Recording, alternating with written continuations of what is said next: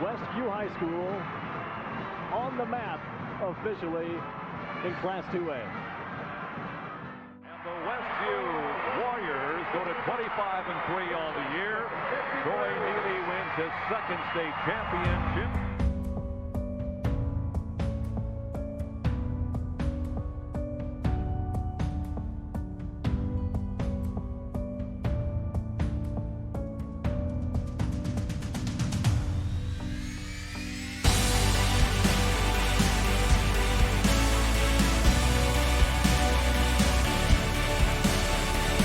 Hostetler. Oh, tough move by Scott Hostetler.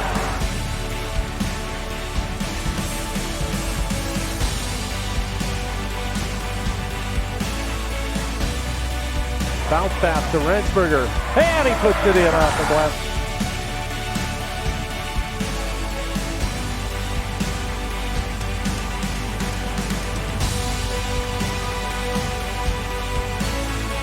Now he'll pump it up from the left side and hit.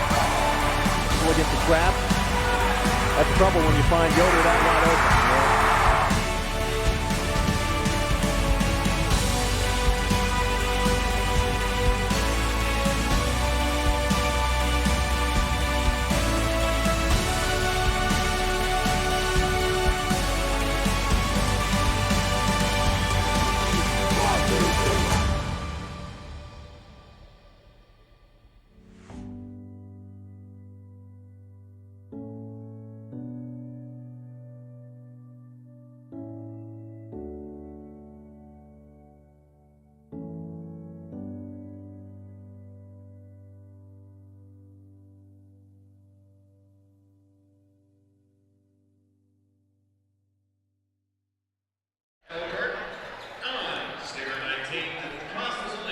Good evening, everyone, and welcome once again to exciting Westview Warrior basketball at LaguanaMedia.com. This is Jerry Hostetler along with Jamie Miller, and tonight we're coming to you from Goshen High School, where it'll be the Goshen Redhawks playing host to our Westview Warriors.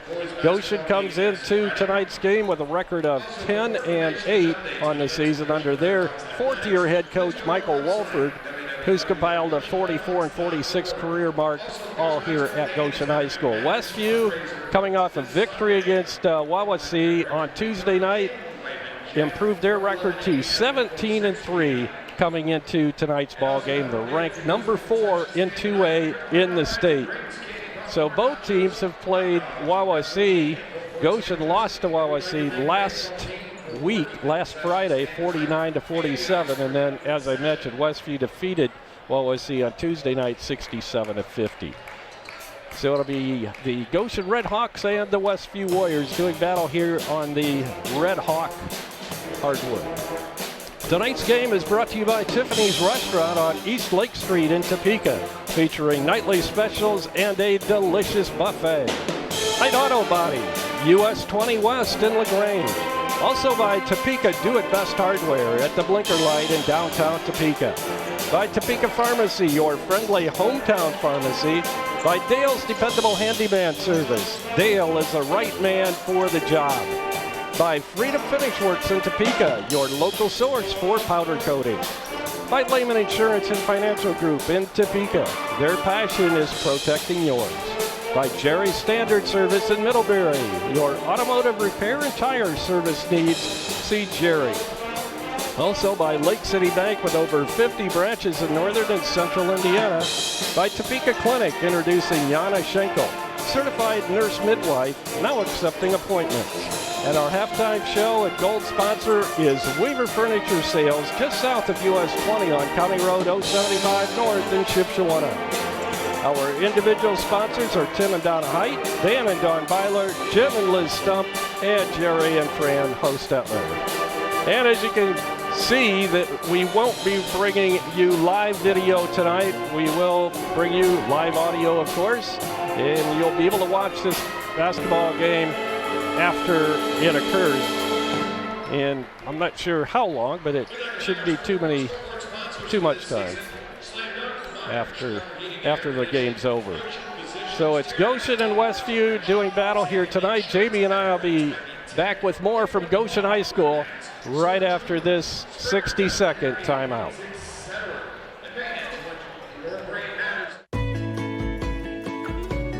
Does your paint job need a refresh? Got too many dings and scratches? Let Height Auto Body take care of it for you. No matter the type of vehicle, motorcycle, trailer, or truck cab, Height Auto Body's experienced paint specialists will attend to every detail so you don't have to. We aim to be #1 in customer service, and your satisfaction is always guaranteed. We're located west of State Road 9 on US 20. Height Auto Body, a trusted name in the community for over 20 years.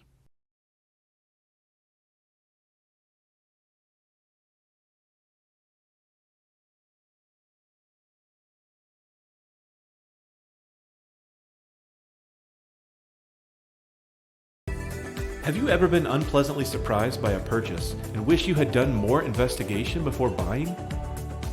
Gold Key Home Inspections is here to help give you peace of mind about one of your largest investments, your home.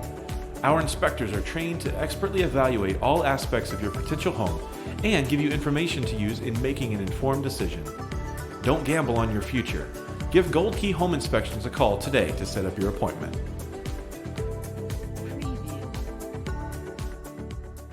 Talk first. We're back at Goshen High School. It's about 7 minutes away from the tip-off for tonight's game as the Westview Warriors come into the Goshen Gymnasium to take on the Goshen Redhawks. And Jamie, well, over the years, Goshen has given us some pretty good ball games. In fact, they've won a few on last-second shots and always given the Warriors a good battle. Although last year we defeated them in our gym by a score of 47-30. Yeah, the last 2 years we've beaten them by 17 and 15. Right. Once here. And the year before they lost by 13. And the year before that they lost by 2. But I remember several years, yeah, last second shots, right, close losses. Over here always seems to be an interesting ball game. So Goshen plays well on this court. They're a young team, so they kind of have ups and downs as you look through their schedule this year. Early in there, they had a lot of close games. Late in the year, seems like it's a blowout one way or another. But on the year, they're averaging 48 points a game and giving up 47. right. So that just tells you throughout the year, they've been in a lot of games. And, you know, they have 2 sophomores and a freshman that start. But those are kind of their leading scorers on the year. So number 3 is Hogan. I think Drew Hogan. Drew Hogan, 5'8" sophomore. He's averaging 52% from three-point range. Right. Which is our freshman's not too far off that. Brady's almost at 47% now. If you take out the early part of the year, he's probably way above that. So we kind of get that, but I think they rely a lot on three-pointers. They're shooting, well, you said 37% for the year from 3, which is really good for a team average. Mm-hmm. We're only at 33%, despite Blake and Brady being in the high 40s right now. So I just look for an interesting game. Goshen has some height inside. They got some athleticism. Barker's a 6'5" senior, and probably their best penetrating player is 23 Byler. I didn't see his first name. Yeah, Jarrah Byler. He's a 6-foot senior. Yeah. So they have some really good shooters, some penetration, and some good height. So they got all they need to stay competitive, and we're going to have to play well to win like we always do. Right. Teams don't usually have a flat game against us. Yeah. They don't come out and mail it in. So that's right. Some of the highlights for Goshen this year, they won at Penn 51-31. That had to be one of the first times they defeated Kingsman over there in quite a few years. I would say so. And let's see, closer to home, they beat Lakeland by 9. Lost to Wawasee, as you mentioned, by 2. Beat Plymouth by 17. And so those are some of the teams we've played recently for comparative scores. So, you know, Plymouth is struggling without their leading scorer, but we beat them by, 25 or something like that. Right. And they won by 17. So I would expect this to be a competitive game, fairly close game. I think maybe our experience and our depth may win out in the end. Right. So least we're hoping.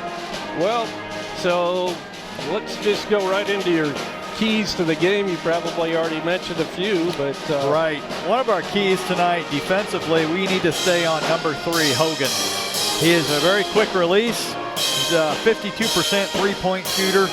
And our goal, as it has been in many games this year, is no catch and shoot. In other words, make them work for their shot. Don't just let them catch it and shoot it. So we're going to start out with Luke on him. And you can usually get an idea of the game plan based on who Luke guards, because he's our best defender. And the fact that he's on him, a guy that's, 4 inches shorter, ought to tell you something about what we think of his skill set and how it gets them going. So that's key number 1. And they set a lot of flare screens. And what that means is you set a screen kind of on the wing and opposite the ball, and then they throw the ball over the top. And so we've got to fight through those screens as well. So that's 2 keys on defense. And then on offense, it's like it's been all year. Take the good shot. Don't get rushed into something. Sometimes on the road, you do things you wouldn't normally do, but take good shots and move the ball. I thought we beat Wawasee and it went okay, but I didn't think that was one of our better games for ball movement. No, it wasn't. And so I imagine the coach probably saw that too and has said something about it. And this team's just smart. They know who to get the ball to. They know what they got to do on the road. It's a bunch of winners. Of course, Charlie's been a part of 3 incredible seasons and 1 really good season.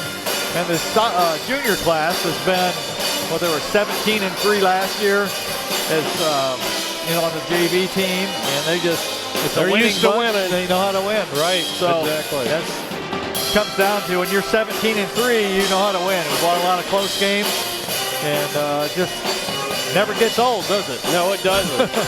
And it's good to see Luke step up this year. You mentioned Luke as being pretty much our key defender on the opposite team's best shooter or offensive player, and he has really stepped up and taken on that role this year. He's always been a good defender, and he's tough. He can change direction really well. He's tough. His hands are, he's always getting steals. And, this summer in our summer program, the guy that was actually taking that role and really doing well in it was Jordan Strock. And he was, he's very athletic, and he had really developed physically, and then he had an injury, and so we had to have someone step up, and he's done that. So that is Jordan's going to be able to step in there next year and be a real key to our team. Yeah, you take all this, and we definitely lose our all-time leading scorer, but we have a key cog on the bench that probably would have started this year, would have been my guess, if he wouldn't have got hurt. He was headed that way last year, and I think he might even have started a few games. I can't remember exactly, but wishing him a full recovery, and we'll see where it goes from there. But for tonight, I think we're just going to come out, be business as usual, take good shots, and stop them on the other end. It's not real complicated, but we got a program now where it's consistent, and even if you don't have a great shooting night, which happens sometimes, you can still win the game with good fundamentals. That's right. So the Red Hawks come in, I think you mentioned, Jamie, averaging 48.8 points per game and giving up 47.1, or our average margin of victory is only 1.8. You look at our side, we're averaging 63.3 points per game and 48.8 defensively, and our margin of victory is 14.5 points. Yeah, we frittered away the last 2 or 3 minutes of the Wawasee game, and we still had 67 against a team that is deliberate and gives up 45 points a game. I think they were giving up. So we've been playing really well offensively lately, and we need to keep that up on the road tonight. Well, I would imagine we'll see discipline out of Goshen too. I don't know, with their average scoring offensively, I think they're pretty disciplined and not, a running type team. And the thing we've learned over the years, when Goshen's got 10 wins, it's probably similar to us having 15 as far as the quality of the team, because they play a tougher schedule overall. Yep. So for them to be 10-8, they're a good team, and we're going to have to play well to beat them. Of course, with Northridge, Northwood, Concord, Wawasee, Goshen, they're all Northern Lakes Conference teams. Plymouth. Yeah, and then they go out of conference and play Penn, you know. Right. So they don't play a lot of cupcakes. No, they don't. So they got to be ready to play. And this is always an exciting. I like when these outer conference games go on late in the season. You know, you kind of want to know where you stand against other conference teams. Our national anthem.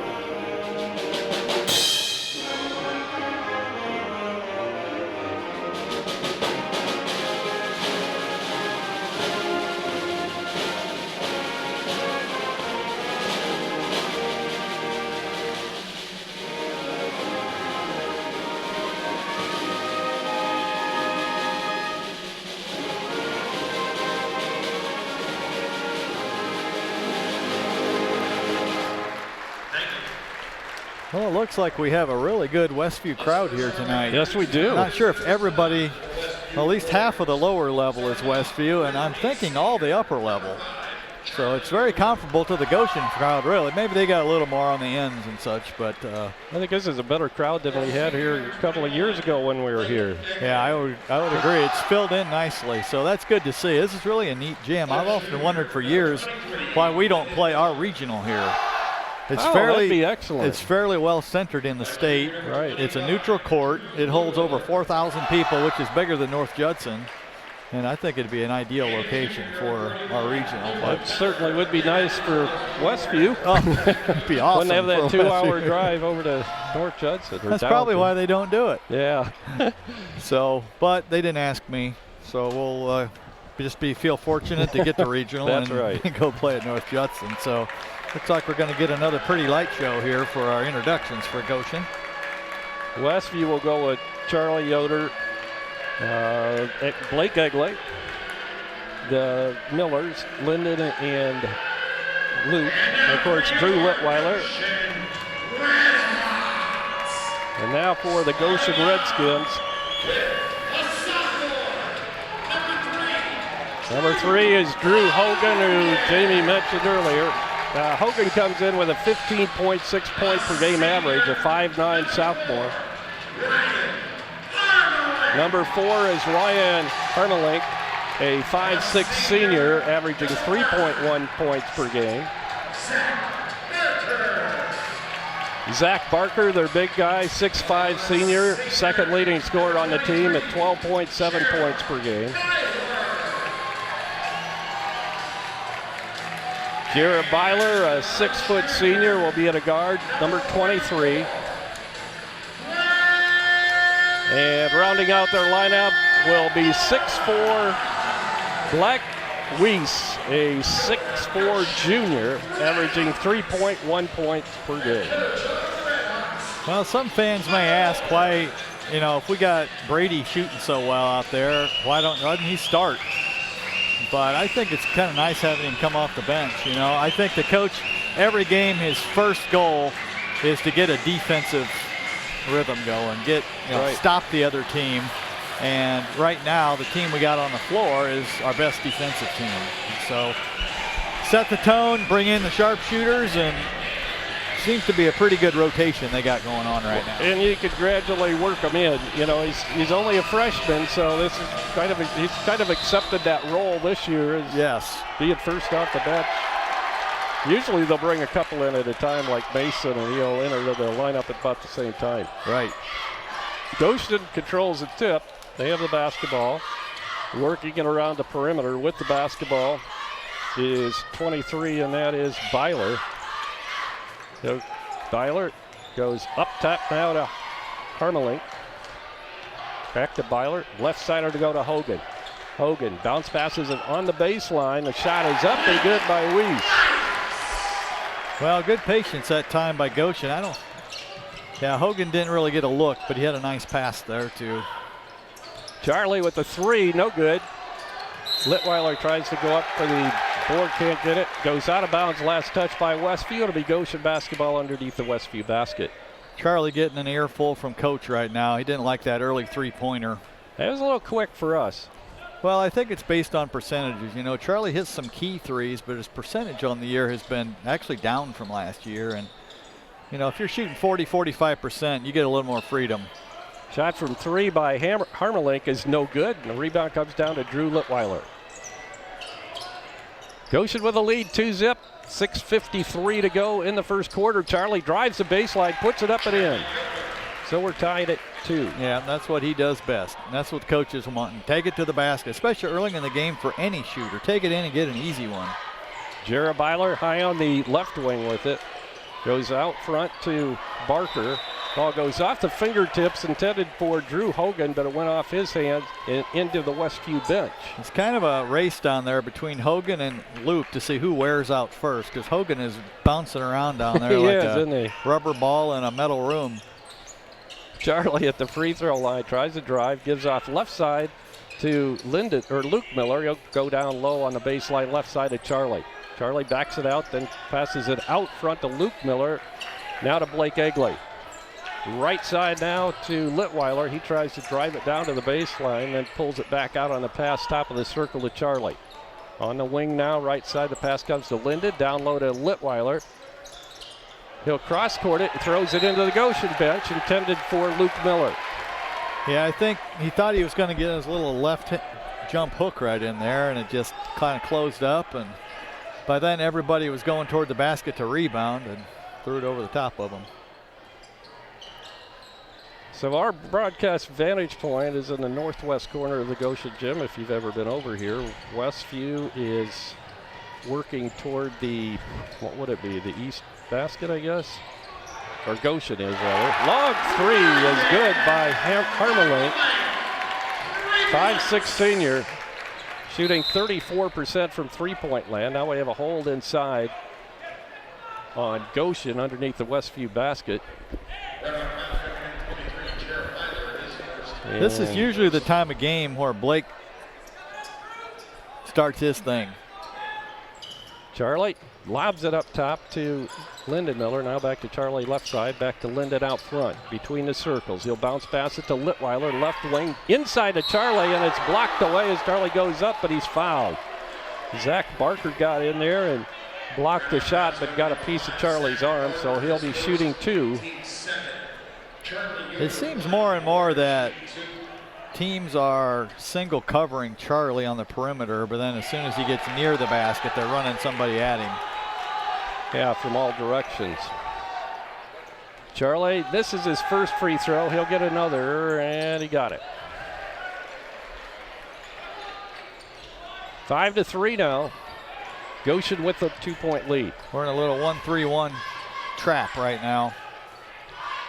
Luke knocks it away, regaining possession is Goshen. Hogan gets it left side to Harmelink, and now it's juggled around, picked up by Goshen's Hogan.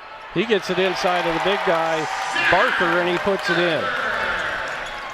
7-3 Goshen, 4:55 to go in the opening quarter. Yeah, a couple of fortunate bounces that time for Goshen. Litweiler high on the right wing, lobs it into Charlie under the basket. Can't find a shot. He'll give off to Linden Miller. Now out front it'll come to Litweiler. He'll go to Charlie high on the right wing, or left wing rather. Charlie gets it to Linden Miller. Now down low to Charlie. He'll put it up, have it partially blocked. And the rebound is pulled down by Zach Barker, and he gets it into the hands of Drew Hogan.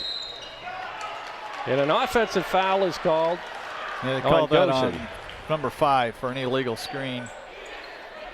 Yeah, they are really paying attention out there to Blake. Yeah, they're getting right out on him. Yeah, if he doesn't have. That's what happens when you shoot 47% from 3. Yeah, who's this guy? And now they know who he is.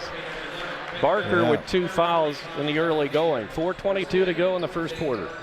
Yeah, Harmelink is the one that's latched on Blake. Brody in. He'll put it up from 3. Can't get it to go. Might have rushed that a little bit. Ball loose on the floor, and we have a tie-up. It's going to stay in the hands of Westview. Westview will inbound underneath their own basket off to the left. Charlie Yoder will trigger it in for the Warriors. Charlie looking, bounce passes it inside to Luke Lindenmiller rather, and he gains position and puts it up and in. We've done well on that in the last couple of games. Against Wawasee, we had 6 or 8 points just off of that inbounds play. That's worked really well for us, you're right. With the ball now is Tommy Cartagena Garcia, who's just come into the ball game. He drives the baseline all the way to the other side. Quinn Bechtel's also come into the ball game. Ball loose, picked up out front by Byler. He'll get it into the hands of Hogan. Hogan goes to Garcia. Now left side, Byler. Byler drives it into the lane. He'll go in the corner to Bechtel, and his shot from 3 is no good, but it's chased down by Cartagena Garcia. His shot's way off the mark, and rebound comes down to Westview. Charlie Yoder will bring it up for the Warriors. 7-5, the Warriors a chance to tie or take the lead here. Litweiler's inside pass to Charlie, wide open underneath, and we're tied at 7. Yeah, Charlie got matched up on Hogan that time and has a big size advantage, 6'5" to 5'8", and they threw it into him. We recognized it, and we got a full timeout. Yeah, 7-7, 3:01 to go in the first quarter. We'll be back right after this 60-second timeout. Weaver Furniture Sales in Shipshewana invites you to visit their expanded showroom filled with a complete line of solid hardwood custom-made furniture for your entire home. You'll also find a wide selection of recliners, couches, chairs, and many more home furnishings to suit anyone's taste. Weaver Furniture, located just south of US Highway 20 on County Road 75 North.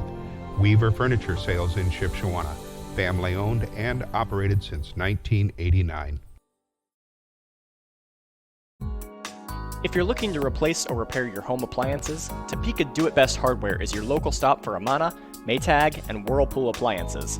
Featuring in-home and in-store service and parts on most makes of home appliances. See JJ for all your appliance needs at Topeka Do-It-Best Hardware, an authorized Whirlpool and Maytag service center for over 40 years, located at the Blinker Light in downtown Topeka. Call them at 260-593-2973. And we're back at Goshen after the timeout. 7-7 ball game. Good game so far. Just under 3 minutes to go in the first quarter. Goshen with the basketball. Hogan hands it off to Byler. Now out front it'll come to Bechtel. Bechtel goes left side. We have a whistle and an illegal screen again there. Was there a 20 out there? Yes. Yep, 20. Cartagena Garcia. Yeah, they're really setting a high screen there, and the trip before, Brady got knocked off about 10 feet. He didn't see it. So it got caught twice, though, for a foul there. Luke Miller hands it off to Charlie Yoder. Luke now left side, down on the baseline, deep in the corner to Litweiler, and they have a traveling violation called.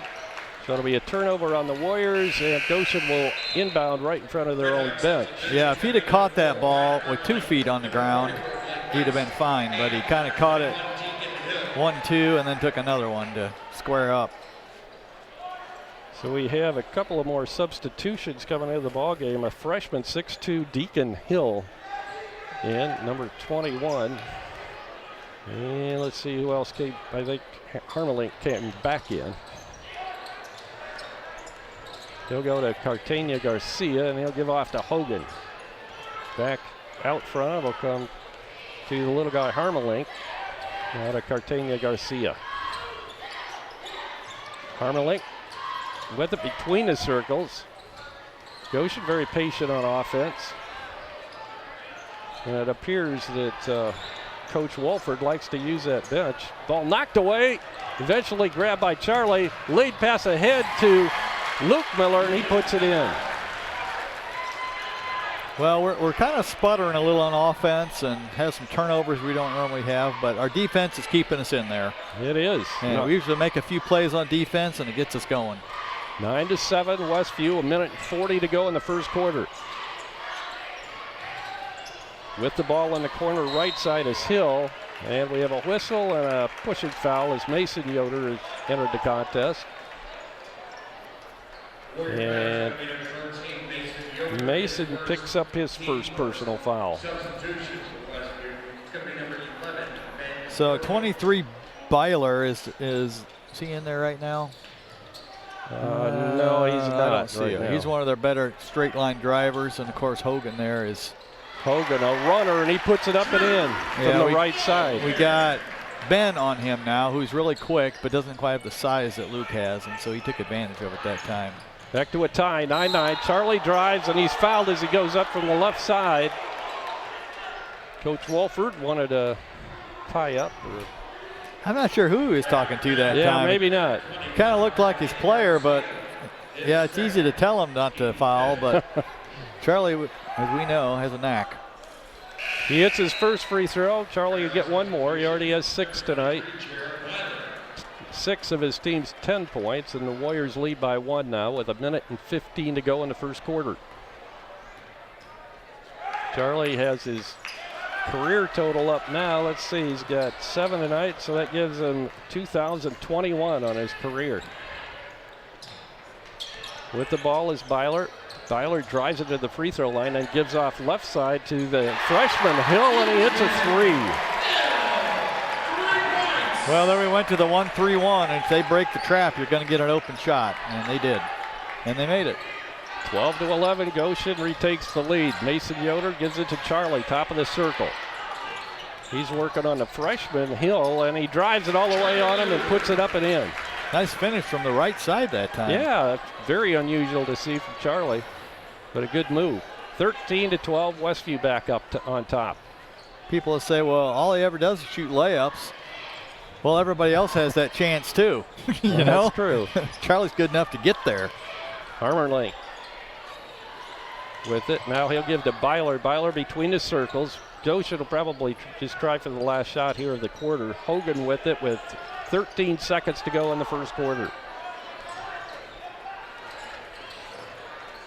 Down to 5 seconds. Hogan with the runner short this time, and the tip is no good and knocked out of bounds. Last touch by Goshen. It'll be Westview ball with 2 seconds on the clock. Yeah, we might want to throw one long here and see if we can.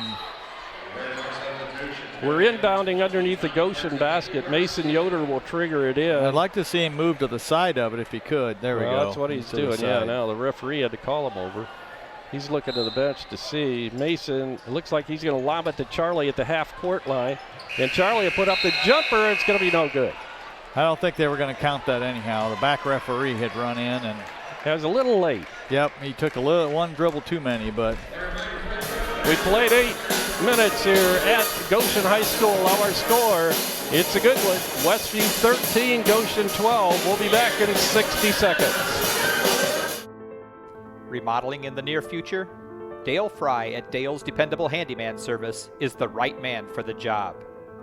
Get a new look for your bathroom, kitchen, garage, attic, or anywhere else in your house.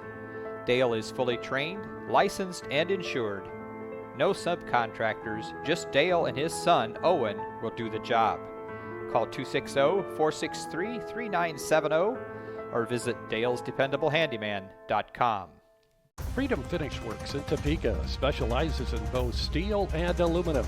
Their 40,000 square foot custom powder coat facility has the flexibility to run everything from one-piece custom orders to full production quantities. They also have the unique capabilities of powder coat, blast coat, as well as other highly durable coatings. They are your local source for powder coating. Freedom Finish Works in Topeka. Call 260-593-0204. We're back at Goshen High School getting set for the second quarter. Goshen inbounding the basketball with the ball out front is Hogan. He'll go right side with it to the freshman Deacon Hill. They'll swing it around all the way to the left side of Harmon-Lake. Now back out to Hogan. They'll swing it into the right corner now to Weiss. Weiss back out front to Hill. And we have a whistle underneath, and it's going to be another offensive foul on Goshen. This time I think it's the little guy, Harmelink. Yeah, they've set a lot, as we mentioned before the game, the flare screens, which are more so in the middle of the court than, on the ball. We have a warning now on the bench. I think we do. Unusual to see give him a warning. Usually it's just tee him up. Yeah. So I'm not sure what transpired there, but I know he was upset earlier before the yeah, that's quarter the ended. third illegal screen they've called on him, and He's pretty upset about that, probably. well, quit setting illegal screens. Yeah, there you go. They're consistent at least. Yep. Charlie trapped at the half-court stripe, and he had over and back called. So it's a turnover on Westview. Yeah, we've had some uncharacteristic turnovers early in this game, and we just look a little bit off for some reason. Somehow we're still ahead. Byler drives it into the paint, and we have a whistle, and a foul's going to be called on Charlie. That'll be his first. Westview still with the lead, 13-12, 7:26 to go in the first half. Yeah, it's probably not our best matchup having Charlie on their best driver. Harmelink gets the inbound pass on the right side, on the wing. He'll go left side of the elbow to Byler. Harmelink back up top to Hill, now to Hogan. Harmelink looked like he traveled left side to Byler. Byler drives the baseline, puts it up and scores. Yeah, he's really a good finisher down there. So Mason Yoder will go right side to Burkett. Now downloaded Litweiler. Drew tries to go up, has it stripped away. Now we have a tie-up, and it's going to be Westview basketball on the alternating possession. Mason Yoder comes out. Luke Miller comes in for Westview. Yeah, we finally figured out it's our ball. So Ben Burkett will inbound right down here in front of us, behind the Westview basket on the right side. Inbound pass again on that play right under the basket, missed by Luke. The rebound's pulled down by Weiss. He'll get it to Hogan. Hogan drives. He'll put up the jumper from 10, misses a shot. Battle for the rebound, and it's finally picked up by Hill way out on the right side. He'll give out front to Harmelink. Now back to Hogan. Hogan drives it into the paint, then goes right side to Hill, and he travels. Turnover on Goshen, and Westview will inbound right in front of their own bench as Blake Egley will come back into the ball game, and coming out will be Brady Yoder for Westview. Yeah, Goshen's done a nice job tonight getting the ball out of Charlie's hands, and they're covering up the shooters. Blake hasn't seen the shot. Brady had one when he first came in, but we haven't heard from him since. And now we're going to put a different guy on the point because they were trapping Charlie up top there. Charlie backs up a 2, and it's short. And now we have a whistle and a foul, and that was Luke trying to battle for defensive position. Picks up the foul. Luke Miller, his first foul of the half, and the third team foul on Westview. 6 on Goshen. 6:15 to go in the first half. Hill goes left side. Hogan drives the baseline, gives off right side to Barker. His shot's no good, and pulled down by Westview's Charlie Yoder. Charlie drives, gives it out front now to the top of the circle to Luke Yoder, now to Ben Burkett, now to Blake Egley, underneath to Charlie. He'll get it out of trouble to Luke. He drives, puts it up, has it blocked, gets his own rebound, puts it back up, and he's fouled. Basket will not count. But Linden will be getting 2 free throws. Yeah, Goshen's got a lot of length out there. They keep running in freshmen and sophomore after freshman. That Deacon Hill is a 6'2" freshman. Yeah, he's just a young kid. He's got a wingspan like a... He does. He's skinny, but he's got long arms, kind of like Charlie. Not as tall as Charlie, but Luke gets the free throw. Boy, I'm having a hard time telling the twins apart tonight, because their hair is exactly the same now. Second free throw missed by Luke. How dare they? I know. You're going to have them dye their hair red or green or something. It would be easy, wouldn't it, to identify then? Byler into the corner right side. He'll go to Bechtel, and now we have another whistle. This time it's not going to be in the offensive variety. It'll be on Westview. And they're going to get Ben Burkett. Well, it seems like ever since they gave that bench warning to Goshen, they've gotten every call. It does seem that doesn't that way, seem right. Byler inbounding. He'll get it into Weiss. Weiss looking for help. Tries to get it to Hill. Almost stolen away by Lindenmiller. Hill goes to Hogan. Hogan on the right wing. Now he'll take it down the lane and then dish it off left side to Bechtel. Bechtel runs into a pile of Warriors and ends up traveling with the basketball. Well, thank goodness for our defense tonight.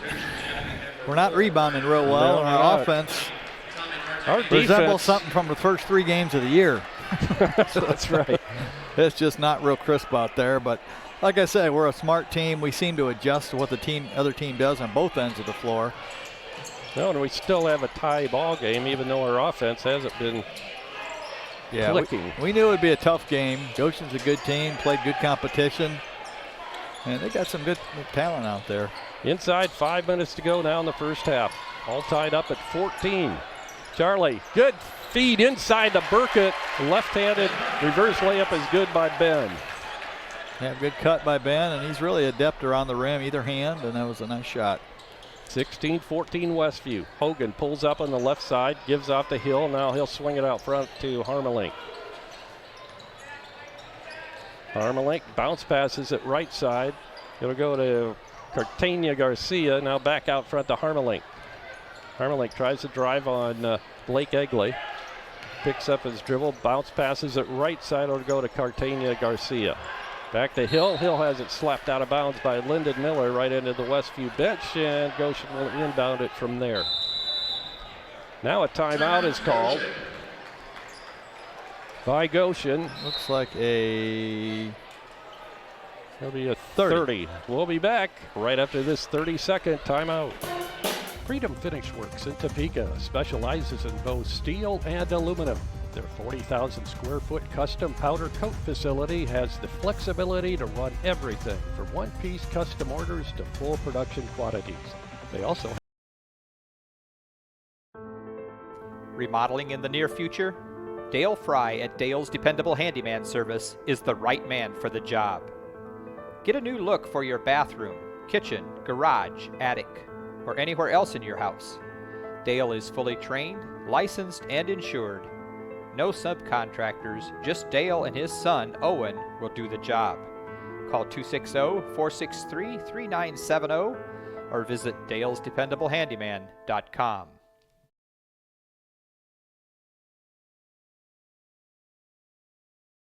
after the timeout. Goshen's second, I believe, of the night. Full on a 30. 16-14. Westview by 2.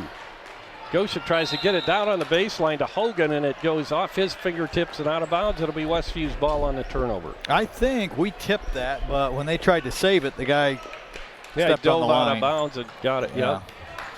Well, we have a chance here to have our biggest lead. Pass inside to Luke Miller. Back out front will come to Charlie, actually on the wing right side. Now he takes it into the lane, tries to put it up, but it goes off his fingers and out of bounds. It'll be Goshen ball underneath the Westview basket. Dan just said that is our 5th turnover on the night. Goshen's got 5 as well. Pretty even ball game all the way around. Yeah, it really has. Byler across the timeline for Goshen. He'll hand off to Hogan out front. We're taking away what Goshen likes to do, and they've taken away what we like to do. Good battle. Hogan at the free throw line puts up the jumper. Looked like it was partially blocked. The rebound comes down to the freshman Hill. He'll put it up. Can't get it to go. Battle, and now we have a whistle and a foul on Goshen. Trying to go for the rebound.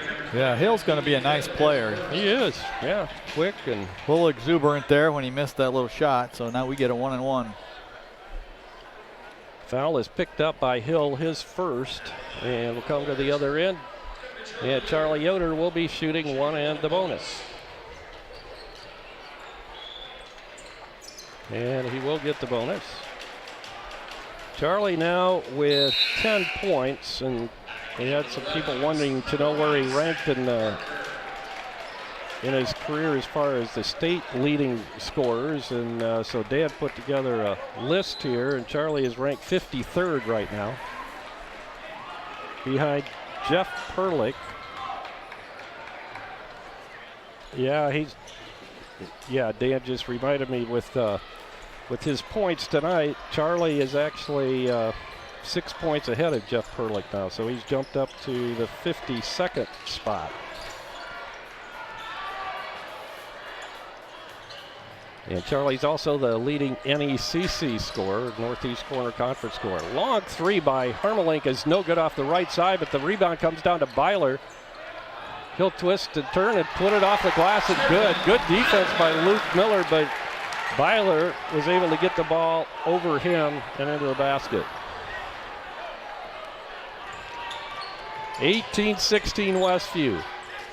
Blake Egley gets to Luke Miller, left side to Charlie for three. Can't get it to go down. Now we have a whistle and a foul, and once again Luke came up over the back and committed the foul.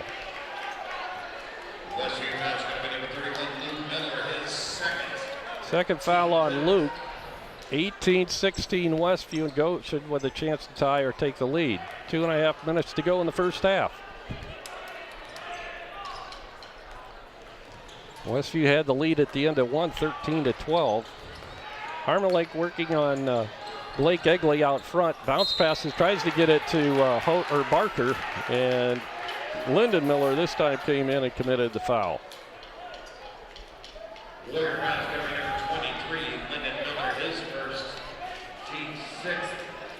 Coach Yoder is involved in the conversation over there with one of the officials, and I think that's Tim Smith. Ronald Day and Brian Allen also officiating tonight's ball game. Inbounding will be Jarrah Byler. He'll get it into Hogan. Drew Hogan moves it back out front to Harmelink. They'll bring it around right side to Weiss. Inside to Hogan. He'll put it up and got it to go. 4 now for Hogan. 18-18. 2 minutes to go in the first half. Blake Egley out front to Lyndon Miller, now to Charlie. He'll drive, puts it up over Weiss, and gets it off the glass. The Goshen coach almost has a... he is really intense over there every time Charlie scores. Jumping up and down, and whistle underneath the Goshen basket, and that's going to be a foul on Westview. It's a lot of fouls so far this game. I think they got a 1-and-1 now. Brady Yoder coming back in. 18 fouls on Goshen, 7 on Westview. Harmelink at the free throw line.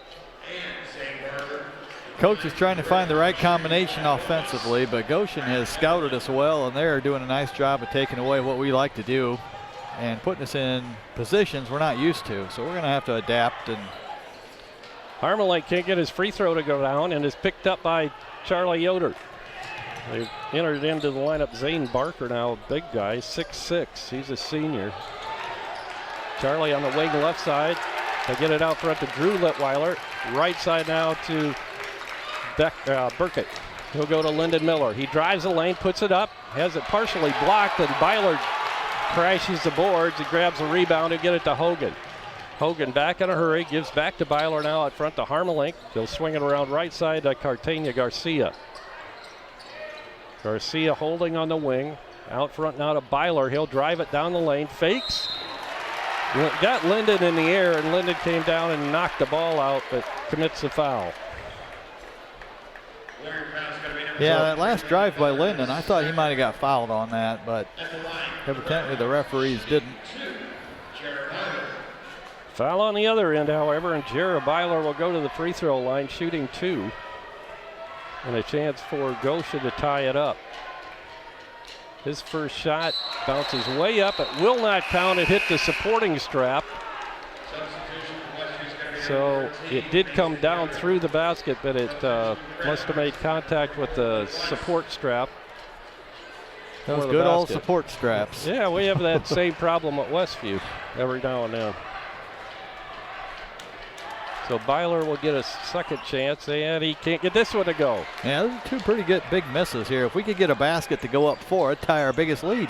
Inside a minute to go in the first half. Charlie being double teamed out front, gets around that easily, goes all the way in, and we have a blocking foul, and the basket will count as he bangs it in off the glass. Nice job by Charlie there. 15 now for Charlie. And a chance to complete the old-fashioned three-point play here with 50.5 seconds to go in the first half.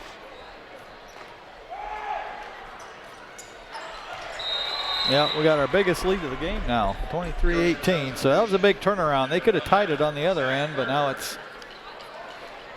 up to 5. If we can get a stop here, go into halftime with a little momentum despite not looking real sharp out there tonight. No, we're not.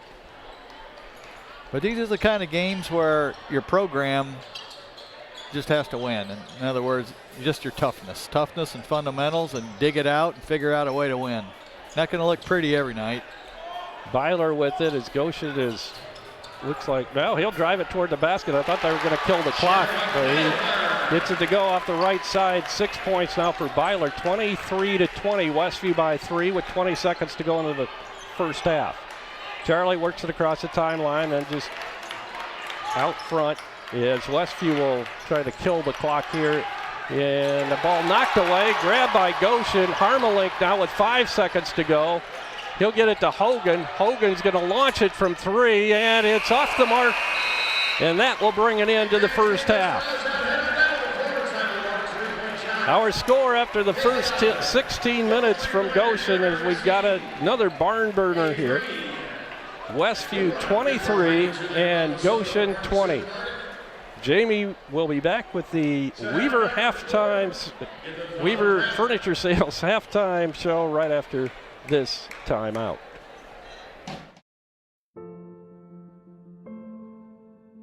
What makes this place a special? Community. That's just short, sweet, but it's community. We've got parents that are supportive of schools, they're supportive of their kids, they're supportive of the teachers, and that makes this place really special.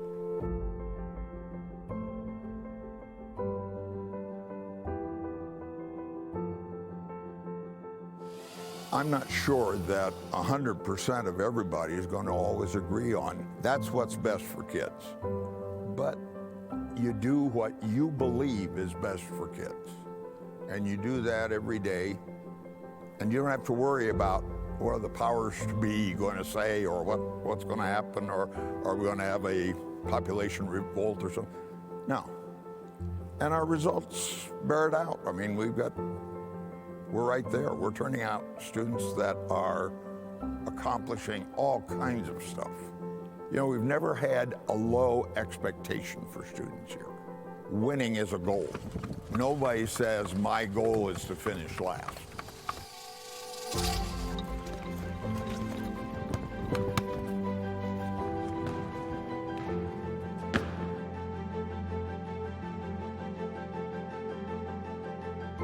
We have good programs in drama. We have great programs in music. We have great programs in being servants for the community.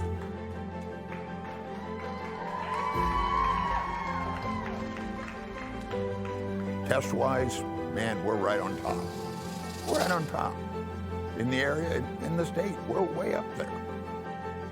Whether they go from here into the workforce, whether they go from here into business, whether they go from here to college and graduate school and med school, don't figure we're done. We're not done.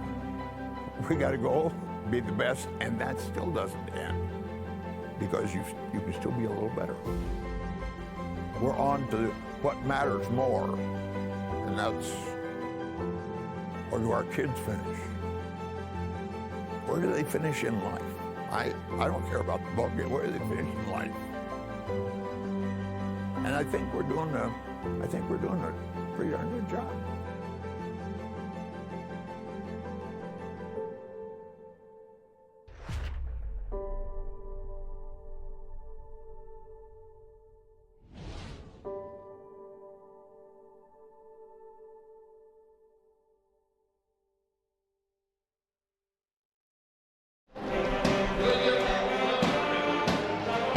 Welcome back to Goshen High School, where at halftime Westview leads Goshen 23-20.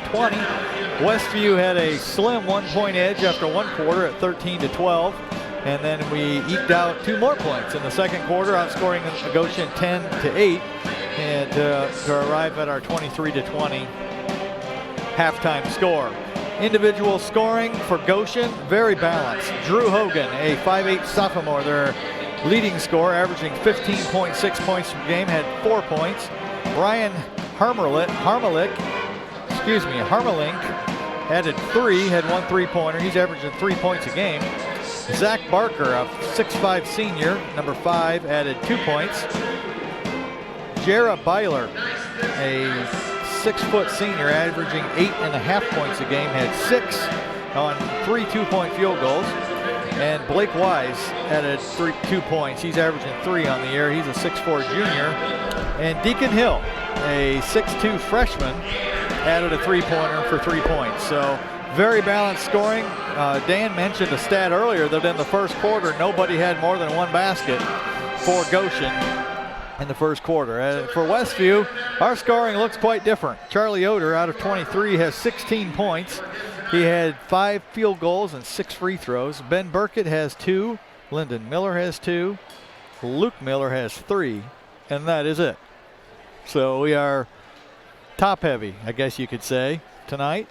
And so, you know, Goshen's done a nice job of making us do some things that we don't want to do. They're covering up our shooters, and they're well drilled, and they're a tough team, and we're just finding our way a little bit. So Dan, you got some other stats out there right now for team. A couple things to look at is we're getting out rebounded. I've got us being out rebounded 12-9 right now, and specifically on the offensive end, we only have 1 offensive board, and they've pulled down 5. But yeah, it's just Charlie has most of the points. The other thing is so that not very many people have shots. We've taken 1, 2, 3, 4, 5, 6, 7 shots other than Charlie tonight. So we're not getting what we usually get, and I wonder if they've been, I think like you mentioned earlier, they're really scouted us, and they know that those other guys can shoot, and so I wonder if they're focusing more on making sure nobody can shoot, and maybe not, you said they weren't doubling up on Charlie until he gets inside, and so that might be what's messing us up. Nobody's getting open for those open shots. Well, that's part of it. I think that's part of why Luke and Linden didn't play quite a bit there in the middle of the first and second quarter. And, you know, they're only going to shoot it when they're really open. Right. And so he was trying to find some different combinations out there to get some scoring. Yeah, other stats, I'm showing 6 turnovers for us, 5 for them. 8 fouls on both sides, so nobody's in a lot of foul trouble. The Twins for Westview both have 2, and 2 of the Goshen players have a couple, but nobody. Usually if you make it through the first half and you have 2 fouls or less, you figure you're doing all right. Yeah, you're doing okay. We're 7 of 9 from the free throw line. They're 0 of 3. That is one big stat. They've been there 3 times. They missed the front end of a 1-and-1, and they missed both of a 2-shot foul. Well, he made one, but it didn't count because it hit the strap. Yeah. So. That is a big stat. And that's because, well, we're getting our baskets down low and going down low. Charlie's done most of that, obviously. I show from the field, we're shooting 8 of 16. They're getting more shots off than we are. They're 9 of 21, so they've taken 5 more shots. Although we've been to the free throw line more, and of course, if you get fouled on the shot, it doesn't count as a shot attempt. So we probably actually have put up about the same number of shots. It's just in the stats, it looks better. We're shooting an even 50%, and they're 9 of 21, which is what, 3/7, whatever that comes out to, about 42% or something. And I think you said they were, well, I don't know if you mentioned it, I saw they were 2 for 8 from 3, so that'd make them 7 for 13 from 2, which is over 50%. One of our strengths this year has been we're shooting 61% from 2-point range. We're 8 of 12 tonight. So 67%. We're just not getting many of them, like you said. Yeah. So it's tough going out there tonight, but this is what we can expect in sectional. This is what we can expect if we get through sectional in regional.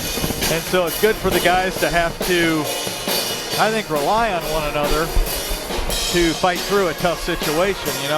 I'm interested to see how we respond. You know, early in the year when we were struggling to score, Charlie would just kind of try to take over. And then through the year, it's really got balance. Charlie has a lot of assists, and he's trusting his teammates to do the work out there. What will happen in a tight game with tough defense? Will that continue, or will he try to take the game over by himself? Interested to see. Goshen is well prepared for him, and they're double teaming the ball up when he has it up high. They're taking two of their quickest guys and going out and double teaming him, forcing him to pick it up.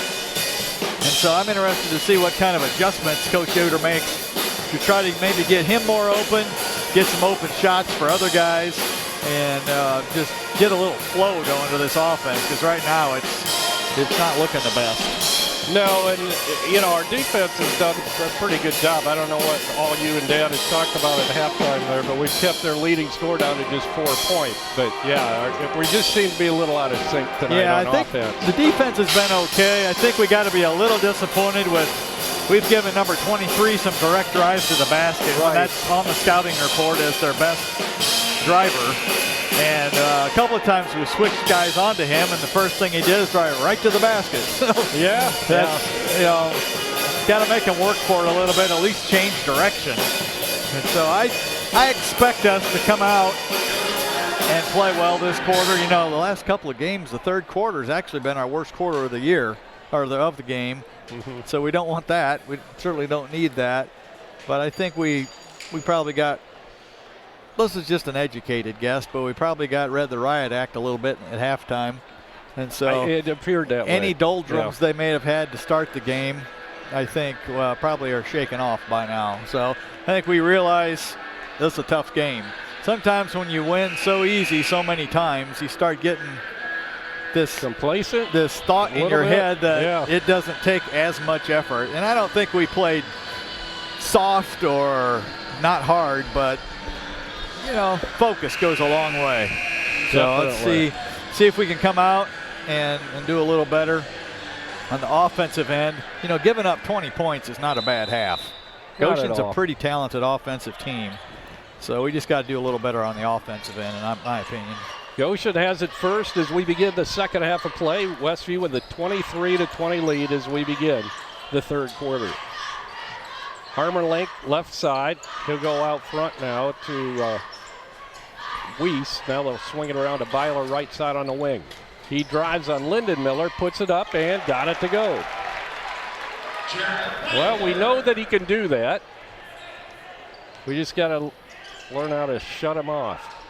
Charlie now at the other end. He'll put up a 15-footer, misses, and the rebound's pulled down by Weiss. He hands it off to Hogan. Hogan drives to the bucket, scoops it up with the left hand. Not a good start in this third quarter for Westview. Goshen takes the lead 24-23. Yoder out front to Luke Miller. He'll pull up from the free throw line and gets it to go down. There we go. We need more threats out there. Goshen is really locked into, well, when there's only one threat out there, it's easy to guard. With the ball is Barker. Picks up his dribble, looking for help, gets it to Byler out front, now to Harmelink on the left side.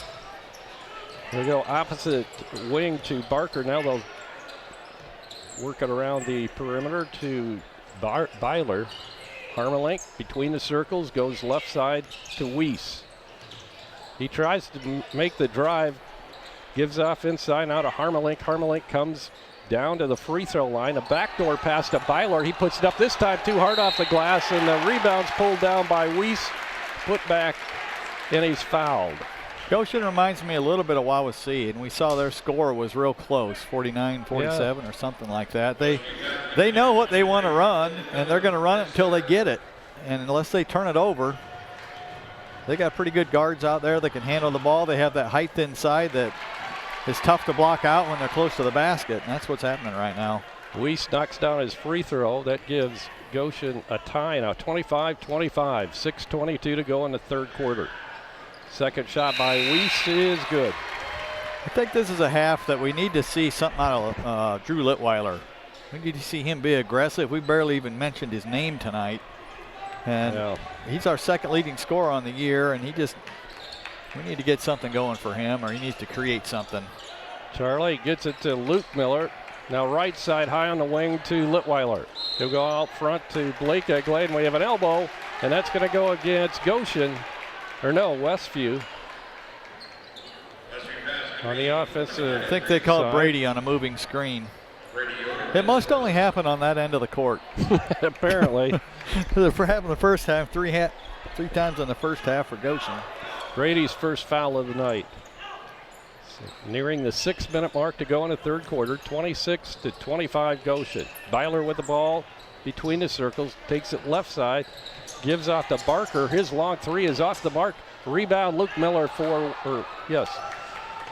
Westview. He'll get it to Charlie Yoder. Charlie, top of the circle, tries to work it, and he's reached in on and fouled by Barker.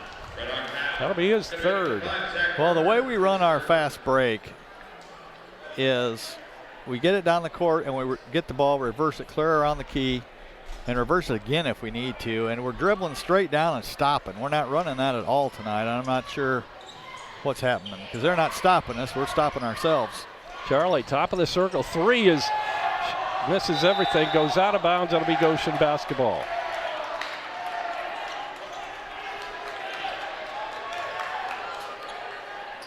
Another possession where I'm not sure anybody else touched it.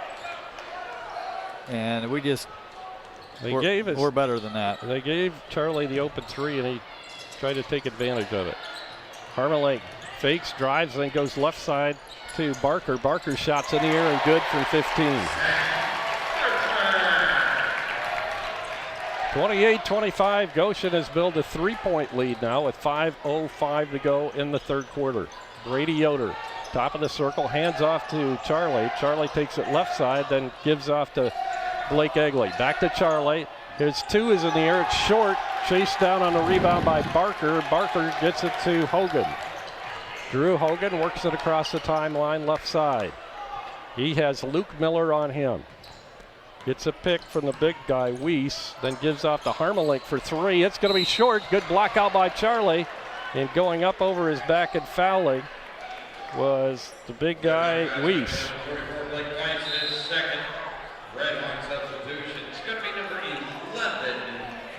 Weiss's second foul. Brady Yoder inbounding underneath the Goshen basket. He'll get it into Charlie Yoder. Charlie works it across the timeline, goes left side, dishes it off to Blake Egley. Right back out front will come to Luke Miller. Now to Drew for three, and his shot goes off the back of the rim, no good. And the ball is chased down by Cartagena Garcia. He'll give it off to Hogan. Hogan left side to Byler. Byler drives, and we have a blocking foul. It's going to be called on Brady. Brady tried to get position. Yeah, he moved his feet really nice to stay in front of him, but he really wasn't set when he got hit. So now Goshen will inbound underneath their own basket off to the left. Jira Byler inbounding quickly. He'll get it into Weiss. Weiss goes out front to Cartagena Garcia. Now in the corner, Hogan for three is nothing. He misses everything. And yeah, we're making him rush it a little bit, which is what they're doing to us. Blake Egley inside to Charlie Yoder on the baseline. Can't find any room there against Byler. Gives off to Luke Miller for a little shot for the free throw line, and Luke hits. Yeah, it's his second one. Yeah, he likes that. He's got our only points this quarter. 7 now for Luke for the evening. 28-27, Westview back within 1. Cartagena Garcia picks it up on the baseline. Left side gives off to Weiss at the free throw line. Back to Cartagena Gonzalez out front. Now to Byler. Byler right side on the wing. Drives it to the free throw line. Then bounce passes it to Hogan on the baseline left side. In the corner, the shot's up by Bechtel. No good. Charlie all alone for the rebound. Good block out. Bounce pass to Mason. Oh, beautiful play as Mason was cutting toward the basket. So well, it all starts with defense and getting stops and getting out on the break, and we've done that a few possessions in a row here. Westview up 1. Byler with the 17-footer, no good. Charlie with a rebound. 29-28 is our score. 3 minutes to go in the third quarter. Brady now for a three. His shot's off the mark. Bounces around. Picked up by Cartagena Garcia, and he'll bring it across the timeline in a hurry. Backs it up now, gives it off to Hogan. Hogan drives it all the way down to the baseline, almost goes out of bounds, saves it, goes to Byler. Byler on the wing left side, comes out front to Bechtel. Bechtel between the circles. He's got to be the former coach's son. Yeah, he is. Bechtel, 5'11" freshman. Now with the ball is Hogan. Hogan goes right side to Weiss. Byler back to Bechtel. Now to Cartagena Garcia. Between the circles now to Byler. 2 minutes and 10 seconds to go in the third quarter. Good defense by Westview. Bechtel out front now to Byler between the circles. It's a backdoor pass to Hogan. He lays it in off the glass from the left side, and he's fouled by Luke Miller. Yeah, we got a little impatient on defense that time. They were waiting, and we started gambling a little bit, and it opened up that backdoor cut. So Hogan with his 8th point of the evening. And he'll have a chance to cash in on the three-point play here. That was Luke's 3rd foul. Luke comes out. Coming into the ball game, Ben Burkett. It can be frustrating where you're used to running up and down the court and scoring a lot of points. You play one of these teams that's so deliberate and where you wish this is where we need shot clocks. Yeah. Teams like this. And it's just, you get a little impatient, but we've got to be tough enough to handle it. Hogan completes the three-point play and Goshen with a 2-point lead at 31-29. Minute 55 to go in the third quarter. Charlie, top of the circle, tries to drive. Gives it off left side of Mason, right back to Charlie. He'll move his way underneath, put it up too hard off the glass, and the rebound's yanked down by Zane Barker, the big 6'6" senior, back into the ball game. Barker with it now on the left side. He feeds Byler, drives, a runner is good off the glass. Goshen with their biggest lead now, 33-29. Minute 25 to go in the third quarter. Charlie drives, easy lane to the basket, and he puts it up and in. Yeah, that was they used to call flops. Don't they tee up for flops? That was a flop on Goshen there. He fell out before Charlie even got there. They give you penalties in hockey for doing that. That would have been a penalty. Yeah. Pass inside from Byler to Hogan. He'll put it up, can't get it to go, and the rebound's pulled down by Charlie Yoder. Now Westview a chance to tie or take the lead. Inside a minute to go in the third quarter. Burkett with the top of the circle, goes right side to Brady, down the corner to Mason. Mason drives, puts it up, got it! See, there's just a little bit of ball movement, gets us a wide open layup. 4 now for Mason, tied up at 33-33, 40 seconds to go in the third quarter. Hogan out front, working on Burkett. Hogan drags his pivot foot as he got the pass back from the right side and looked to the right, or from the left side, looked to the right side, and he dragged that pivot foot. So a chance for Westview to take the lead before the end of this quarter. Well, third quarter has kind of been our bugaboo quarter, and it has again. Outscored by 3 so far. You called it. But still in the game. Charlie, and one little run here, I think, will win it for either team. Westview will go for the last point or basket of the quarter here. 33-33, 20 seconds to go in the third quarter. Charlie just out in practically the center circle. He'll back up now as Byler comes out on him. Need to move the ball. Charlie still with it, drives, and we have a whistle, and it's going to be a reach-in foul called on Goshen. And Byler got his hand in there and committed the foul. Second foul on Jera Byler. Westview will inbound it. It'll be Ben Burkett bringing it in for the Warriors with 3.4 seconds to go in the third quarter. Charlie gets the inbound pass. He'll put up an NBA three and got it to go. He was due. First three of the night for Charlie Yoder to end the third quarter of play, and that gives Westview a 3-point lead at 36-33. We'll be back with the fourth quarter right after this 60-second timeout. Freedom Finish Works in Topeka specializes in both steel and aluminum. Their 40,000 square foot custom powder coat facility has the flexibility to run everything from one-piece custom orders to full production quantities. They also have the unique capabilities of powder coat, blast coat, as well as other highly durable coatings. They are your local source for powder coating. Freedom Finish Works in Topeka. Call 260-593-0204. Mouth-watering home-cooked meals, nightly specials, large buffet, breakfast buffet on Saturday, chicken, shrimp, and beef brisket on Saturday night, and Tuesday's lunch chicken buffet. These are what you'll find at Tiffany's Restaurant in Topeka. Top off your meal with a slice of their delicious homemade pie. That's Tiffany's Restaurant on East Lake Street in Topeka. For carry-out orders, call 260-593-2988. Back at Goshen High School, Jerry Hosetler with Jamie Miller and Dan Byler.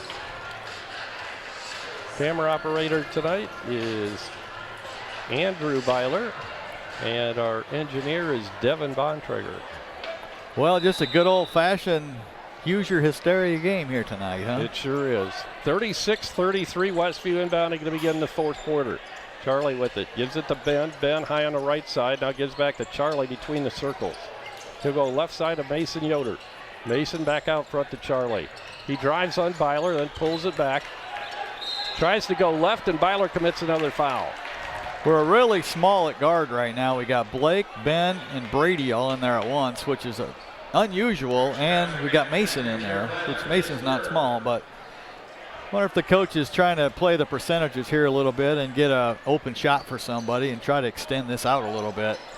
Charlie tries to drive it, goes to the right wing, stop and go, picks up his dribble, double team, looking for an opening, gives off to Mason. His jumper from the baseline, the left side is no good, and Byler all alone for the rebound.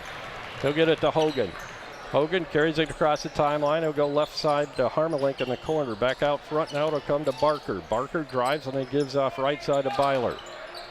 Byler out front to Harmelink between the circles. Back to Byler, right side, now in the corner to Barker.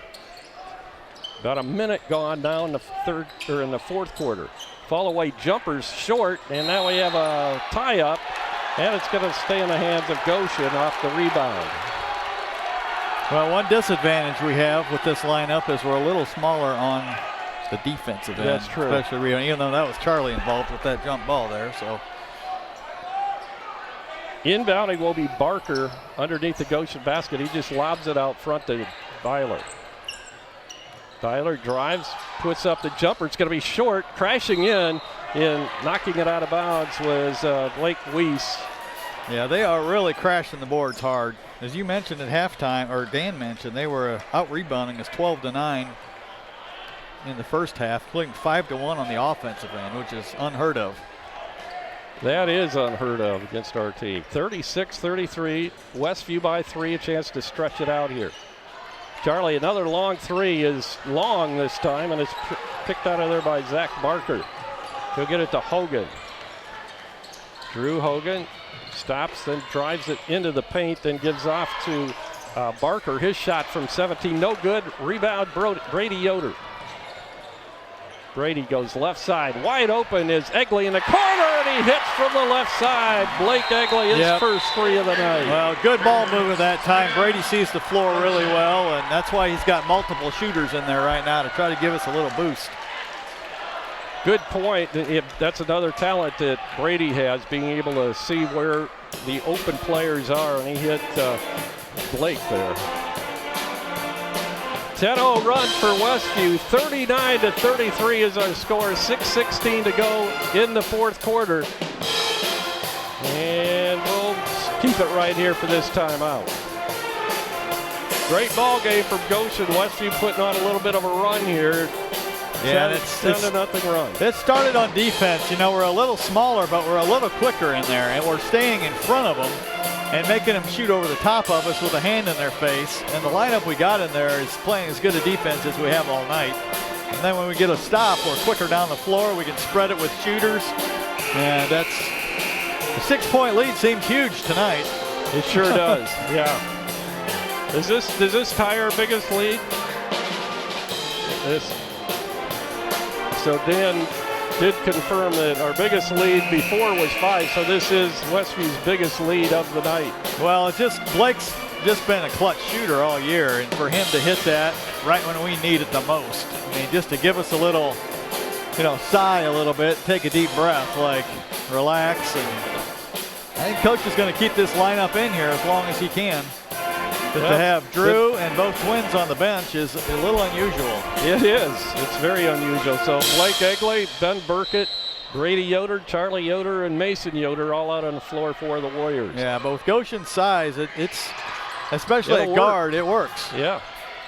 With the ball is Barker. Now he'll get it out front to Weiss. Weiss holding, looking for help, gives it to Hogan right side. He tries to drive on Burkett, then pulls it back out on the pass to Harmelink. Inside 6 minutes to go now in the fourth quarter. Westview with a 6-point lead. One advantage I would think they would have is Byler down there with Brady guarding. And they got Hogan drives, puts it up. I don't know if they are gonna count the basket. Yeah, that was kind of a wild circus shot there in traffic, but was able to get it to go. In.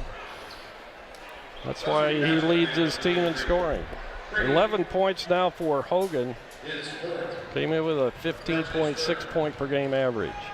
He's at the free throw line to try to complete the 3-point play. And he does. I was starting to say with Byler, with Brady guarding him, he's got about a 4-inch height advantage, and Brady's doing a nice job on him in the post. 39-36, Westview with a 3-point lead and the basketball. Burkett between the circles out front, looking in at that Goshen defense. Mason drives, gives it off to Burkett out front. Right back to Mason in the corner left side to Charlie. Charlie to Mason, elbow right side, now to Burkett. Back to Mason, who's moved between the circles to Burkett. Yeah, we got both our shooters on one side of the court. I think we need to get one on each side, that being Brady and Blake. But just be patient here. We got the lead. We don't need to be in a rush. Goshen's not in a rush when they're on offense, so let's just get the best shot. Let's get a layup. If we can hold the ball for 5 minutes, the game's over. That's true. We've got the lead, 39-36. Westview inside 5 minutes now, and we've got a hold underneath. It's going to be called on Goshen. You can see, you can't see, obviously. Westview has gone to a little bit different offense. We got our Charlie's down low posting up, and all the guards we're just trying to post Charlie down there and eventually get him open, and they were holding out that time. They got 5 team fouls now, so 2 more and then the bonus. Jera Byler has to come out with 4 fouls, and in is the freshman Hill, Deacon Hill. Burkett to Blake Egley. This time it's a 2 for Blake off the left side. Yeah, he's got such a quick release. 5 now for Blake, all coming in his fourth quarter. 4:37 to go in this ball game. Westview 41, Goshen 36. Cartagena Garcia controlling left side. He'll give it out front to. Now they'll give it back to Cartagena Garcia to Harmelink. Back to Garcia at the free throw line. Now to Weiss. His shot's well short, but Harmelink grabs the rebound as he's passing through. That was too good a defense. It made it so short that the guy was right there for the rebound. It fell right into his hands. With the ball, Barker high on the left wing. He'll cross it over to Cartagena Garcia. 4 minutes left. 41-36 Westview. Hogan in the center circle with Burkett on him. Picks up his dribble, bounce passes it, high post right side. He'll go to Barker. Barker can't find an opening, gives it to Weiss. Weiss dishes it down low to Cartagena Garcia. Turnaround jumper goes off the back of the rim, no good, right into the heads of Charlie Yoder, and back come the Warriors. Charlie tries to drive, and he's bumped and fouled by Barker. His 4th foul. Charlie with that hesitation dribble that is so hard to defend.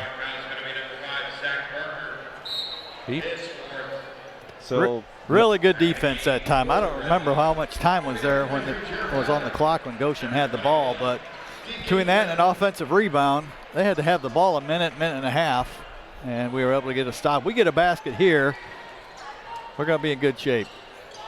Lobbing it way out front on the inbound pass. Burkett gets it to Mason Yoder, now to Charlie Yoder. 3:25 to go in the ball game. Charlie drives it into the lane. And he puts it up and in off the glass over Weiss. And that's our biggest lead of the night again. 43-36. Charlie now with 23. With the ball is Barker. Goshen timeout. 30 seconds. Timeout called by Goshen. 3:10 to go in this ball game. We'll be back right after this 30-second timeout. Want to know what I like best about playing basketball for my high school? I like it because it's a place where my friends get to see me play. I like it because I'm playing for someone besides myself. I'm playing for everybody in my school and every person in my community. Indiana high school sports.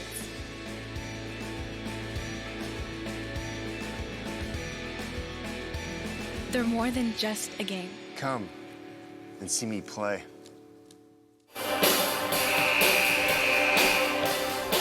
We're back at Goshen High School, 43-36.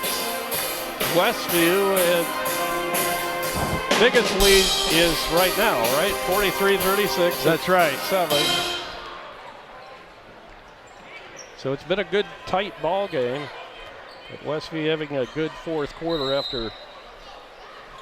Yeah, kind of a subpar third quarter. It was. And first and second. Both teams scored 13 in the third quarter.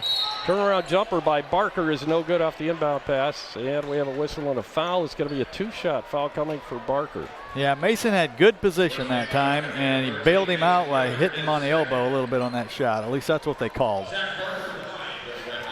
We're staying with Mason and Blake Egley, Ben Burkett, Brady Yoder, Charlie Yoder. Barker's free throw spins out, no good. He'll get one more. I wouldn't be entirely surprised unless Goshen does something different defensively to maybe go with a spread offense here and try to kill this thing. Barker hits his free throw. Goshen might have something up their sleeve though. No, not yet. Charlie brings it up across the timeline. He's driving all the way to the basket, and then he's double teamed. He'll get it to Blake. Blake will put up the shot. It's going to be short. Runs into Hogan, and now they're going to call a foul on Blake. Hogan was there for the rebound, and Blake coming and crash it in and commits the foul. Yeah, and I think that's going to be a 1-and-1. So that was a big possession there. We had a 6-point lead. Yeah. You know, Blake can hit that shot. I'm not sure. I guess I don't know why we're in a hurry to shoot it. Let's just hold it till we get a layup out there. What do you call those? Like the 100% shots, the yeah. 1-100 or whatever. We run our 5-man offense, 5-man motion. We got five-man 75. That might be a 75 right there with 3 minutes to go in the game. Right.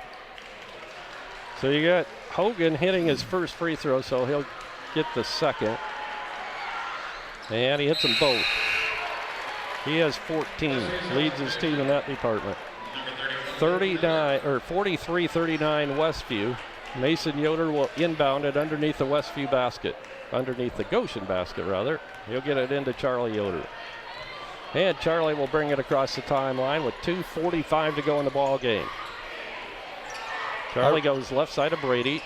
Down low it'll come to Charlie. Charlie drives, gives it off to Ben, driving toward the basket, and Ben lays it in off the glass. Good cut by Ben opposite of the drive that time. 45-39, Westview back up by 6. Hogan works it out front. He drives, pulls up for a 15-footer, nothing but net. Yeah, that was about as good a defense as Ben could play on him, but he's a good offensive player. Charlie brings it up now. Westview up 4, 45-41, 2:08 to go in the ball game. Charlie gives it off to Mason, left side on the baseline. Runs out of room, gives it to Charlie, now loose on the floor, and we have a tie-up. That'll be our ball. So it'll stay in the hands of Westview, and we'll be inbounding underneath the Westview basket. Now, Charlie's shaken up, getting up slowly. In fact, he's not even getting up yet. That is slow. Yeah, now he's working his way up. I'm not sure what happened down there. Well, he dove to get that pass Mason through. Mason kind of jumped in the middle of everything and didn't know what to do. Threw it back to Charlie, but there was a lot of other hands there too.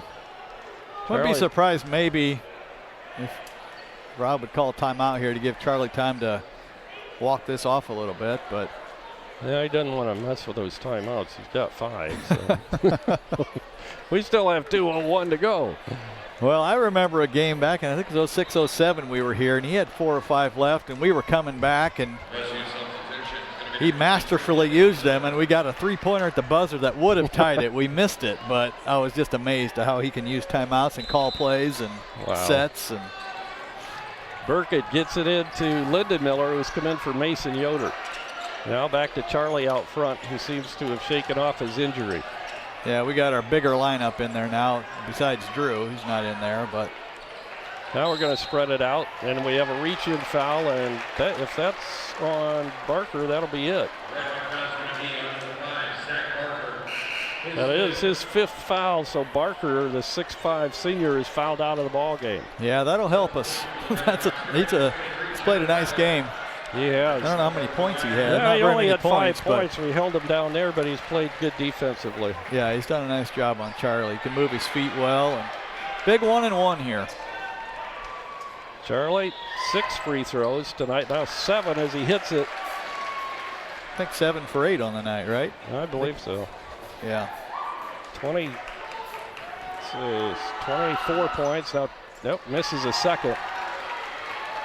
Hogan with a rebound. Back up the Goshen Red Hawks. 46-41.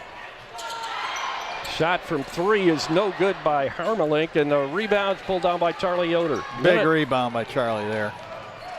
Lyndon Miller feeds Luke in the lane, and then Luke pulls it out. Good decision. Pull it out. We don't have to score.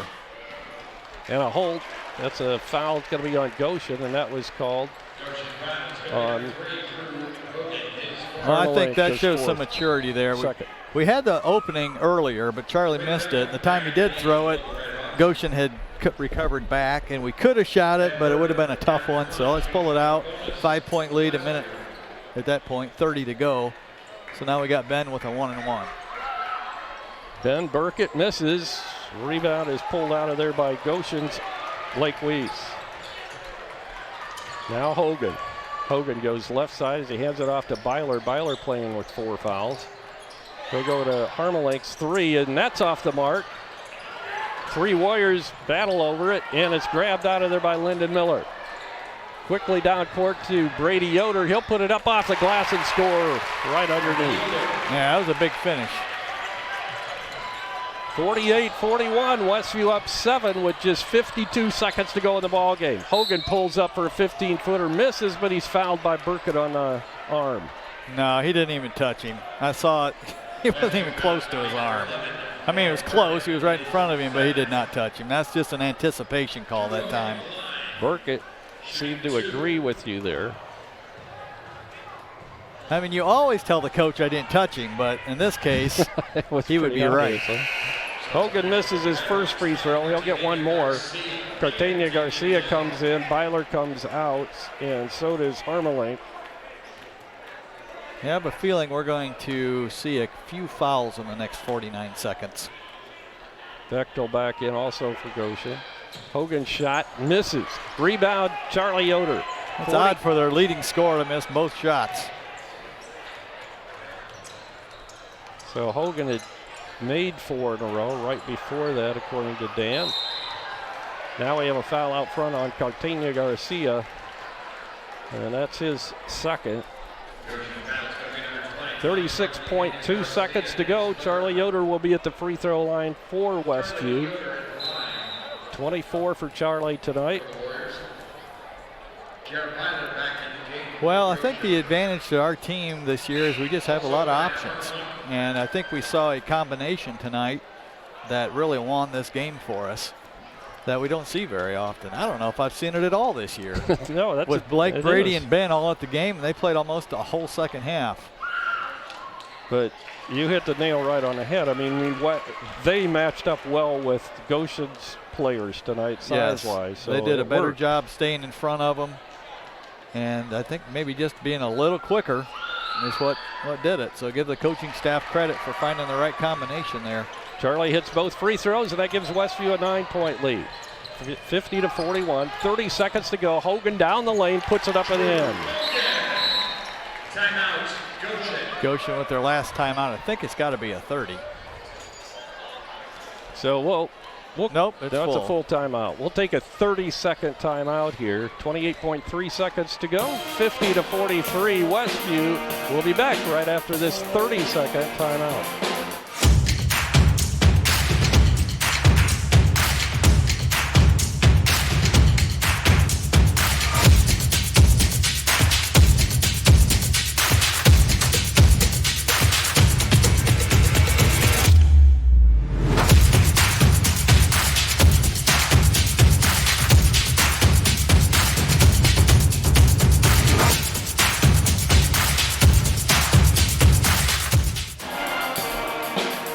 And we're back at Goshen High School. Charlie Yoder with 26 tonight, has moved up on the all-time scoring list in the state of Indiana now, as he has passed Kevin Auld of Warsaw. Let's see, he first passed Jeff Perlich, Eugene German, Ricky High, Steve Collier, Ron Bonham, and now Kevin Auld from Warsaw, as he's moved up to 2,040 points. He's one away from A.J. Graves, so he's at the 46th position in the state right now. Charlie drives, and he's fouled with 24.8 seconds to go. It'll be just double bonus now, right? Yes. Charlie, I think, has played a lot better second half, and it hasn't been scoring-wise. I think his ball handling has really been really good this half. Charlie hits his first free throw. He'll get one more. So he had, 16 at halftime, and now he's got 27? Yes. Now 28. Hits them both. 52-43, Westview up 9. 20 seconds to go in the game. Hogan drives, puts it up over Charlie, and got it to go again. Hogan with 20 points now. Another foul on Goshen. 11 points for Charlie and the 4 for Hogan, yeah. Dan's saying that, what's his first name? I forgot his first name. Drew. Drew Hogan, yeah, has 11 of his 20 in this fourth quarter. So Charlie hits another free throw. Gives him 29. One away from 30 now for Charlie. And he hits it. Well, it's kind of been a dominant performance scoring-wise for one person on each team.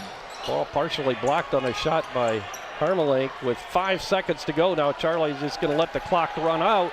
And the Westview Warriors have defeated the Goshen Redhawks here at Goshen. The final score here tonight, Westview 54 and Goshen 45. We'll be back to take a look at scoring and some stats for tonight's game right after this timeout. Do you fret about potential health hazards in your home? Is something eating away at your walls? Stop fretting and do something about it by calling Gold Key Home Inspections. We are a full-service company trained to identify wood-destroying insects, perform mold testing, evaluate the home for radon gas, and do more detailed inspections such as sewer line and thermal imaging. Don't lay awake at night wondering. Call Gold Key today to set up your specialized appointment and leave the worrying to us.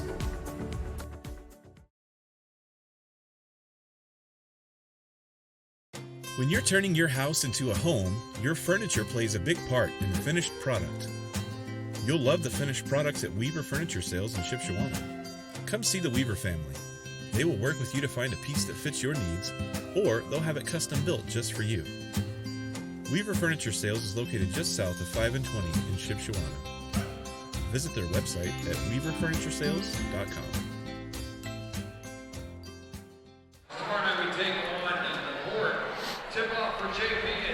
Okay, back at Goshen High School, where Westview has just finished defeating the Goshen Redhawks 54-45. A well-played fourth quarter, I would say, is the difference in the game. 36-33 after 3 quarters, with Westview leading by 3.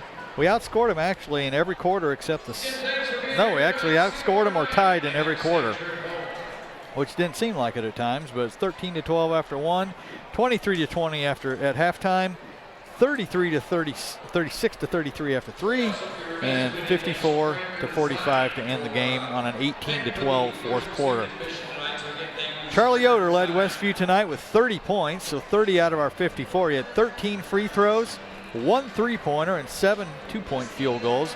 Ben Burkett had 2 in each half to finish with 4. Mason Yoder added 4. Blake Eagley had 5 big points in the fourth quarter. Lyndon Miller added 2. Luke Miller added 3 in the first quarter, half, finished with 7. And really our first 2 shots of the third quarter he hit.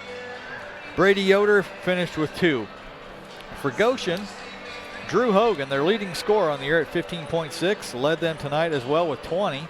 He had 4 in the first half and 16 in the second half. Ryan Harmelink added 3 in the first half, and that's right where he stayed. He had a couple of late three-pointer opportunities to bring them closer, but failed to convert. Zach Barker had 5 points.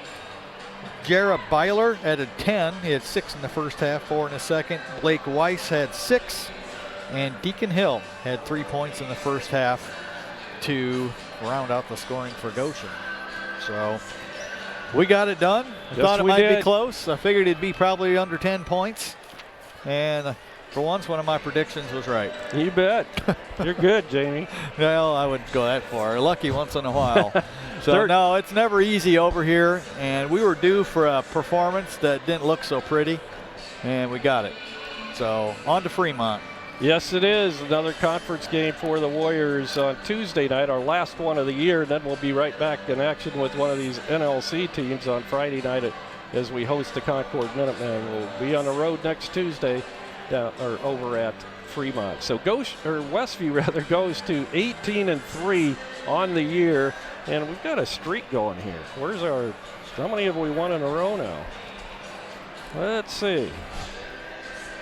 I got it right here. 1, 2, 3, 4, 5, 6, 7, 8, 9. Did I get them all? 1, 2, 3, 4, 5, 6, 7, 8, 9 in a row. Yeah. 9 in a row since our loss to Prairie Heights in overtime. Right. That was back on January 17th. Before then, we had won 1, 2, 3, 4, 5, 6, 7, 8. Yeah. Couple of nice streaks. That would make 18 out of 19, if I'm counting right. No, 17 out of 18. Yes. So 9 and 8, 17. Yep, You're right. Are on a roll and rounding into shape. The sectional draw is Sunday. That's right. It'll be interesting, very interesting. A lot of good teams in the Westview sectional this year with Cherubusco, Central Mobile, Prairie Heights. Who am I missing? Westview, of course. Fairfield. Yep. Eastside. Yeah, you don't have that weak link in the sectional that you do sometimes. Every team is capable. There's some that are obviously better than others. But not sure about Bremen, what their record is right now, but we're very familiar with all the other teams in the sectional, and it should be a lot of good basketball over at Westview, and that'll be exciting to hear the draw on Sunday. Yep. As I mentioned, Westview goes to 18-3. And they'll take that record to Fremont next Tuesday. Goshen falls to 10-9 now. They'll host LaPorte tomorrow night right here in Goshen. Bremen is 4-15. Okay. So I take that back. If there is a team that's a little down, it'd be Bremen this year. So because Eastside's around 500, I believe, maybe a little below it. Fairfield's around 500. So looking forward to it. But tonight was a good test. I think Coach won't be real thrilled with some of the things we did, but they're high school kids. Yes. And yes, by the way, I had that written all over my score sheet, but Dad reminded me, congratulations to Rob Yoder, his 300th win of his coaching career. He has 300 wins and just 124 losses, and this is his 17th year at Westview High School. So congratulations to Rob Yoder for that. Yeah, that's got to be far and away the all-time leader. I don't know how many Gerald H had. I think Dan had given me some information on that, and I probably have it here. And yes, I do. Let's see. The closest would be Bob Lees, and that. We don't know the year. That would have been back in 80s, 70s. Oh, here we go. 83 through 85. Did he have 2 tenures? No. Yeah, I didn't think he was there that long. Yeah, that can't be right. Okay, so we know Rob has 300. That's we know for sure. We'll get Gerald Ash, Denny Foster. What? Okay, yeah, Denny Foster. That does make sense. Denny Foster with 148 wins, so he was the closest to Rob. But Rob now has 300 and probably a few more ahead of him before the season's even over. Yeah, so. that's at one place, especially with the pressure of Westview. Right. That's really quite an accomplishment. It just is. Yeah. And he just, over the last several years, it's just been consistent 20-plus win seasons, and those add up quicker than 10-win seasons. That's right. So yep, good. I'm sure he won't care, but for those number geeks like us, that's kind of a neat accomplishment. Pretty impressive. So that will do it from Goshen High School tonight. And don't forget, you'll be able to watch the game as soon as we get that up on our system. But Goshen would not allow us to do live video tonight. So tonight's game was brought to you by Tiffany's Restaurant on East Lake Street in Topeka, featuring nightly specials and, of course, their delicious buffet. By Haidt Auto Body, US 20 West in LaGrange. By Topeka Do-It Best Hardware at the Blinker Light in downtown Topeka. Also by Topeka Pharmacy, your friendly hometown pharmacy. By Dale's Dependable Handyman Service. Dale is the right man for the job. By Freedom Finish Works in Topeka, your local source for powder coating. By Lehman Insurance and Financial Group in Topeka. Their passion is protecting yours. By Jerry's Standard Service in Middlebury for your automotive repair and tire service needs. Also by Lake City Bank with over 50 branches in northern and central Indiana. By Topeka Clinic, introducing Yana Schenkel, certified nurse midwife, now accepting appointments. And our halftime show and gold sponsor is Weaver Furniture Sales, south of US 20 on County Road 075 north in Shipshewana. Our individual sponsors are Tim and Donna Haidt, Dan and Dawn Byler, Jim and Liz Stump, and Jerry and Fran Hostetler. So once again, our final score here tonight, Westview defeats Goshen by a score of 54-45. So for our entire staff, including camera operator tonight, Andrew Byler, by our engineer, Devin Bontrager, and our color commentator tonight was Jamie Miller.